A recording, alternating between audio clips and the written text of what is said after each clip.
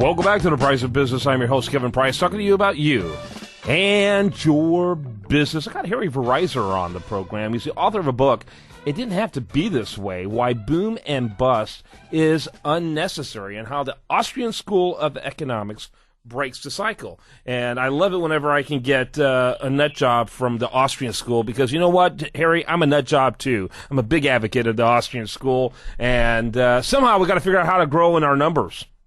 Sure. And so hopefully books like yours will help do that. I've read a few books that makes this very eloquent case that the reality is that boom and bust is a product of government, not a product of free markets. True or not true? That's true. It is a product completely of government. Yeah, it has to be created by government. And in some cases, they're created on purpose to exploit political ambition and political objectives. Yes. In fact, it's mainly done for political reasons, to sort of give the economy a buzz, normally to get people reelected. Right. Or to create distortions in certain economic areas in order to make the case for more government intervention in those areas. Yes, each expansion of the money supply ended in a recession or a depression, which then they used as a lever to call for more government intervention. Yep, exactly right. Let's face it, certain people in government are in the poverty business, and so, and in fact, people are kind of shocked by how bad the poverty numbers are under Barack Obama, but frankly, Barack Obama needs more people in order for his political base to grow. That's true. And I don't think people quite get that. People need to be really cynical about a political party whose success is predicated on poverty. Yes.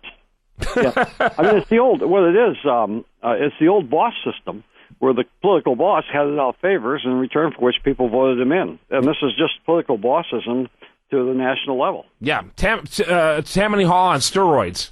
Yes. Yeah. So tell us a little bit about obviously, what happened in 2008 certainly played a role in you deciding to write this book, I'm sure. Yes, it did. It did. Well, what had happened was I was approached in 2007 to write a book on just a summary of the Austrian school by the Intercollegiate Studies Institute. And I started doing the research, and I suddenly realized that we were going into a massive economic tailspin. I mean, all the signs were there. So I told my editor, I said, look, we're going to go into a massive tailspin. We are in an ideal position to comment and to show the blueprint of exactly how this thing works. Mm-hmm. And for the last 3 years, I did nothing but research following the Austrian school. The economy behaved exactly as the Austrians would have predicted. So we were able to bring in not only the Austrian school, but we were able to comment on the whole range of problems that came out of this latest inflation of the money supply, which actually started somewhere around 2002, 2003. Mm-hmm. Yep. Tell me a little bit about your academic background, Harry. Well, I'm a professor at the University of Detroit Mercy.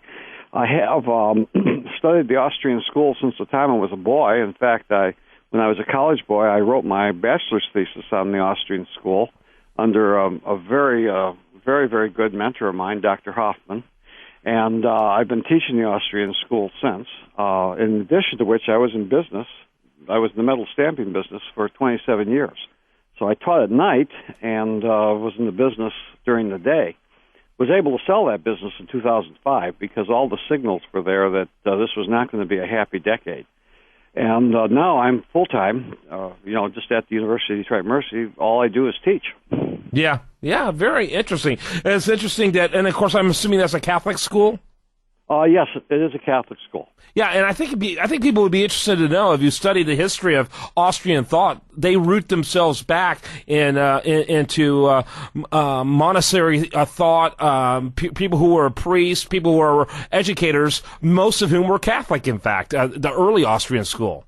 Yes, the early Austrian school and a good deal of the present Austrian school are Catholics. Yeah, it's interesting, but because and they argued for Austrian economics based on the morality aspects, that there's some fundamental immorality of government being involved in such coercive, arm twisting, redistribution of wealth. There's no morality in any of those things. No, and inflation by its very nature is immoral, because naturally what we do is we produce goods and services for other people's goods and services. Yeah. What the government's doing when it inflates the currency is it's unnatural. In other words, it's putting It's like counterfeiting. It's putting money into the economy for which it's not providing any service. Right. It's stealing value from the things that they're purchasing. It literally is stealing value. And that's what, and boy, there's very few things that create more distortions than inflation. Yes. And the surprising thing is Catholics have always believed in that the economy should be run so that poor people can get ahead. Well, this inflation puts that upside down because the people getting ahead are the people getting the money first, and it's certainly not poor people. No, not at all. Well, I think it's interesting. You know, guys who are Austrian advocates, and really anyone who will talk about Austrian economics in the university level is hard to find. Period. But finding one who's an advocate, you guys are few and far between. Almost all of you are in Virginia. Yes. Well, you're at George Mason University or Virginia Tech. There's not a whole lot outside of there. No. The surprising thing is most of my colleagues are teaching in Catholic schools. That's interesting. Yeah. And I'm glad to see that there's people like you out there trying to educate people on what's happening. So, what kind of reception is your book getting? It seems to be getting very good reception. The Amazon people, they reported that they were out of copies, that they had reordered them. And we've had a tremendous reception from the people that we sent the books to. Have a lot of interviews lined up, and I've a number of speaking engagements. And this is it was just released last week on the 7th. So wow. The reception has been excellent. Well, I can't wait to get my copy of it. I'm eager to read it. It's definitely the kind of thing I want to read. You know, basically, what happens today is that the kind of policy we're seeing out of Washington, the kind of action we're seeing out of government, basically what they're trying to do is defy human nature. They're trying to force human nature to do what it will not intuitively do. The Austrian school recognizes human action and suggests public policy based on that human action. Correct? Oh, you're absolutely right. You're absolutely right. And this thing's going to end up with another disaster. There's no question about it. Yeah. Everything, I will tell you this, everything they're doing, every single thing they're doing is the exact opposite of what they should be doing, Kevin. Yep.